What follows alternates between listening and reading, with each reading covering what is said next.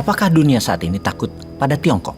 Maka jawabannya adalah iya. Tiongkok berani melanggar banyak hal yang polisi dunia atur dan melarang. Polisi dunia atau negara superpower pemegang world order, Amerika, begitu Tiongkok melakukannya, hanya bisa diam. Apalagi negara seperti Wakanda yang dikelola sangat pragmatis, populis, dan benefit untuk sebagian manusia. Kebijakan yang dijalankannya, ya milih manut Tiongkok. National interest Wakanda bukan untuk negaranya sendiri kesannya, bukan untuk rakyat sepertinya, namun untuk kepentingan sebagian. Wes, rausah diteruske, nanti dibilang nyinyirin Wakanda, padahal ya memang iya. Mau bukti? Tiongkok itu ditakuti dunia, apalagi di Wakanda. Tiongkok menjalankan sebuah operasi, tentunya operasi militer karena kebijakannya dijalankan di luar Tiongkok. Namanya Operation Dragon Net. Alasan Tiongkok adalah mereka membangun jaringan kepolisian di negara lain adalah untuk mengejar para pelaku kejahatan atau criminal law. Polisi Tiongkok mengejar pelaku kejahatan ini di negara lain. Datang ke tempat tinggal mereka di negara manapun, kemudian mengancam, menekan mereka, menyiksa mereka, bawa mereka ke pesawat segera untuk dibawa pulang ke Tiongkok. Untuk melaksanakan hal ini, Tiongkok membangun kantor polisi di negara orang, dan saat ini ada lebih 100 lokasi di 53 negara. Tiongkok memiliki kantor polisi tersebut, dan hal ini sesungguhnya melanggar hukum banyak negara. Yang mengerikan adalah negara-negara tersebut tahu apa yang dilakukan polisi Tiongkok tersebut, namun memilih diam karena takut.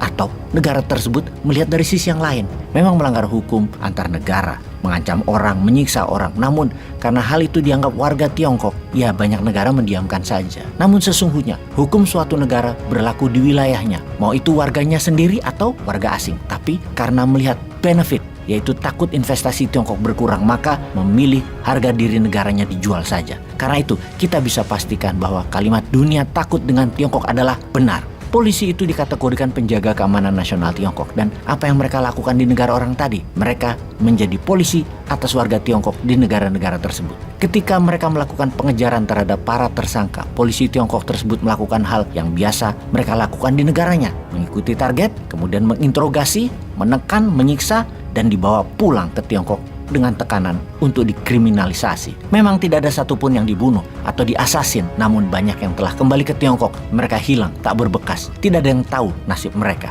Polisi penjaga keamanan Tiongkok di luar negeri juga mengawasi warga Tiongkok yang di luar atau diaspora warga biasa yang tidak melakukan kriminal, namun memastikan mereka tetap menjadi warga Tiongkok yang bayar pajak negara dan kewajiban negara lainnya. Juga memastikan mereka tidak pindah, ngabur, melepas kewarganegaraannya. Salah satu tugas polisi Tiongkok di luar negeri adalah itu. Selama 10 tahun ini lebih dari 200.000 warga Tiongkok yang dipaksa pulang karena berbagai alasan, yang terbanyak tentunya yang mau lari karena tindakan kriminal atau tindakan yang dianggap kriminal yang mereka lakukan di negara Tiongkok. Di antara Operation Dragon Net ada Operasi Fox Hunt. Yang ini khusus karena operasi ini adalah operasi menangkap lawan politik Xi Jinping. Fox Hunt lebih ke masalah politik. Kalau Dragon Net lebih global, difokuskan ke koruptor yang kabur dari Tiongkok dan orang kaya Tiongkok yang ngabur karena ingin keluar dari Tiongkok, juga penghindar pajak perusahaan dan pajak pribadi yang besar, alias itulah semua bagian dari Operation Dragon Net. Semua menyangkut national interest. Secara hukum internasional sesungguhnya Tiongkok tidak bisa melakukan apa yang mereka lakukan sekarang ini karena melanggar hukum wilayah sebuah negara.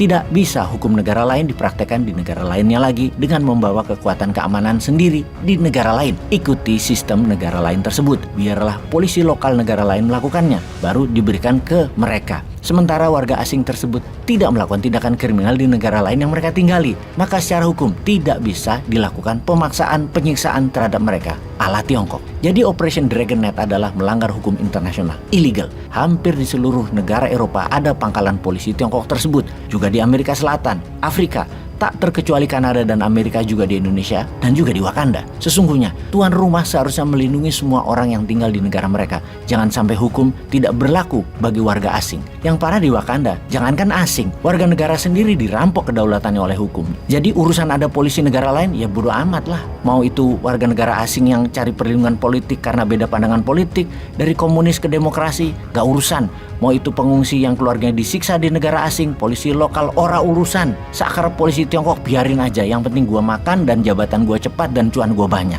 Yang anehnya ya, sekali lagi, kejadian ini terbanyak di Eropa. Warga Tiongkok yang gerah dengan tekanan politik banyak yang ngabur ke Eropa, dan sudah ribuan yang dipaksa ditekan balik ke Tiongkok. Pelanggaran HAM terjadi di negara yang katanya menjunjung HAM. Eropa adalah benua yang mengajari HAM, yang misalnya berani memberikan sanksi kepada Rusia, namun tidak berani melakukan apapun terhadap terhadap Tiongkok diam saja atas ribuan pelanggaran HAM dan pelanggaran konstitusi lokal negara Eropa. Ini membuktikan mereka, Eropa, takut pada Tiongkok. Oke, apa moral story dari Operation Dragon Knight ini?